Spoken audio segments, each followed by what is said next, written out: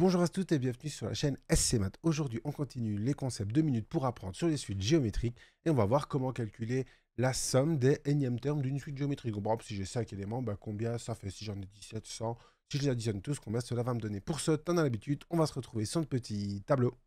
Et nous y voici. On se rappelle, dans la première vidéo qu'on avait sur les suites géométriques, on avait la formule pour calculer la somme des n premiers termes d'une suite géométrique.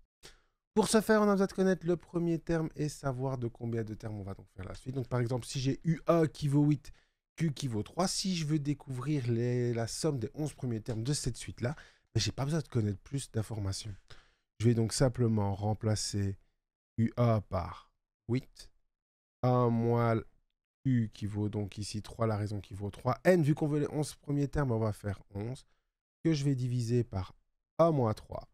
Et donc, ici, la somme des 11 premiers termes de cette suite géométrique, si je ne me suis pas trompé, ce qui va donc faire 708 584.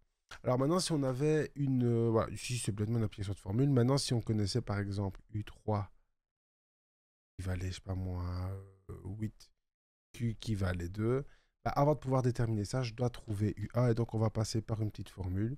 Vu que on avait la formule générale U3, c'est UA fois Q exposant n-1 avec n qui vaut 3 ici. Si je veux juste UA, je vais donc bêtement diviser U3 par la raison exprimée en 3 moins A, c'est-à-dire 8 divisé par 2 exposant 2, donc 8 divisé par 4, ce qui va me donner le premier terme qui valait 2. Et maintenant, je peux calculer la somme de n'importe quel terme, par quel nombre de termes de cette suite géométrique-là, simplement en remplaçant maintenant UA par 2, Q par 2 ici, qui est la raison aussi, et en changeant, en manipulant la formule. Ça, ici, on ne va pas le faire, vu qu'on l'a déjà fait dans la vidéo précédente.